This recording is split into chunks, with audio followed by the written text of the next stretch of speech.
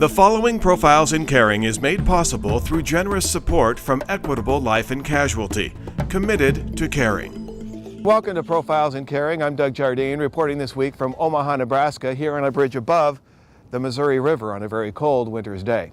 We're here to celebrate the Stevens Center here in Omaha, Nebraska, 25 years of helping those who temporarily cannot help themselves. It is an inspiring story of those who reach out to help the homeless and those who reach out to help those with other addictions like drugs and mental illness. Need these taken care of. It looks like you got a little frostbite happening or something. Yes, they do. What happened to you? Just living on the street? Yeah, wet cotton gloves. Did it. You wouldn't believe it when we take these off, boy. They're bad. Where is this at? Oh. Ooh, look at it. See? Yeah. It was an antibiotic salve? Is that what they gave you? I think so. Okay. Let's go on to the next one. You do it. 36. All right. Okay. Okay. Wow. Winter in the Midwest is no respecter of persons. Exposure can happen in a matter of minutes, and if you're living on the streets, you have little chance of besting the elements. So how long have you been on the streets? On and off for the last 3 years. Yeah. But I had a regular place. I lived in a regular place. I had it was just a rooming house, but it was $70 a week. But I had a 40-hour a week job, 40 hours a week job through the temporary service. But then the job ran out. The challenge for many of those temporarily they hope down on their luck is finding protection from the bitter cold shards of winter that Mother Nature hurls here for days at a time. At 5 degrees with a wind chill below zero, anything exposed for any length of time will lose that battle, and Bruce's fingers are no exception. You sure? Okay. Do they culture any of these for you, Bruce? No. Okay. We have got what's going around called superbugs that we all have.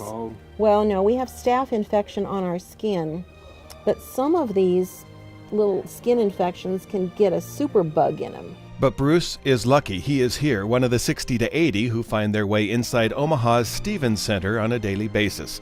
A place to be warm and have a good meal or two in a place that's been doing this for several years. This is our 25th anniversary. We're just celebrating it now. Just about 25 years ago at this time, we opened up as an emergency shelter serving the homeless and near homeless in South Omaha. The thing that sets the Stevens Center apart in Omaha from other shelters is that we're a dry facility, which means you can't come to us under the influence of drugs or alcohol. We are the next step when a person is ready to move on with their life, to overcome their obstacles and get back to what we like to think is full employment and housing in the regular community as an ordinary citizen.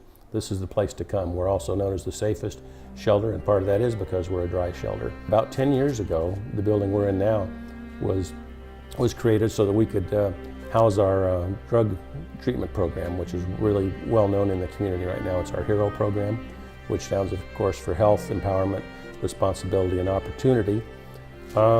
We outgrew that very quickly over time. This room actually used to be the classroom that it operated in for about 10 years. We then were fortunate enough to have a successful capital campaign and built our new 64-bed substance abuse treatment center across the alley. So what, you're running this office now? At the moment. Plus I'm cooking lunch. Plus a lot of times I do the front door. Plus I do urinalysis stuff. Plus in charge of the food that comes in and out. And I do a lot of stuff around here. With nowhere else to turn, James came here to the Stevens Center back in 2004. I came here homeless. Well, I came here from jail, actually. They came and got me from jail and brought me here to go through treatment. The Drug treatment? drug treatment. If I could be sober, I believe that anybody could be sober because I'm a hardcore junkie, bad. So how much time clean now? 30 months. Sweet. Again. Yeah. But And in your mind, you will stay clean. I'm gonna stay clean. You know,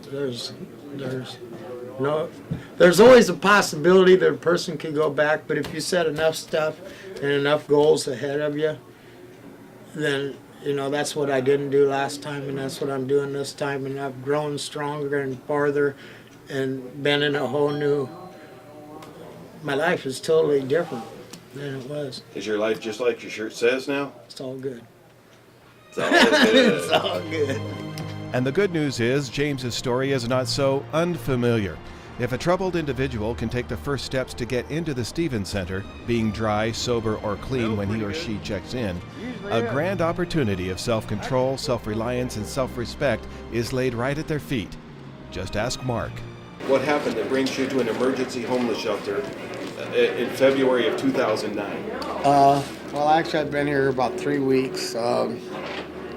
I was assistant manager at an apartment complex doing work. They ran out of money. I was working through a property management company, so I was out one day.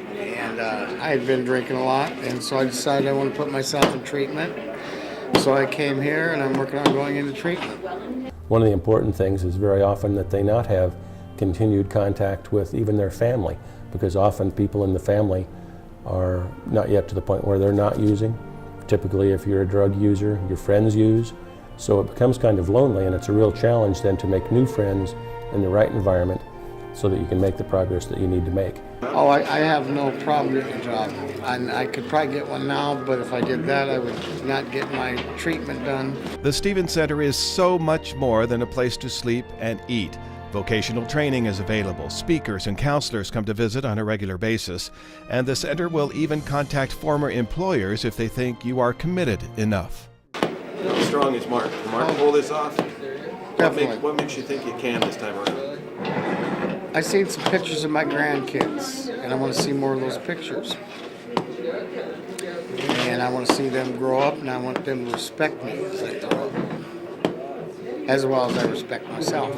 25 years of changing people's lives and reestablishing self-respect. It's just what the Stevens Center does, but there is more. When Profiles in Caring returns, an explanation of a childhood you have to hear to believe, and what this man has done so that no one would have to experience the same thing.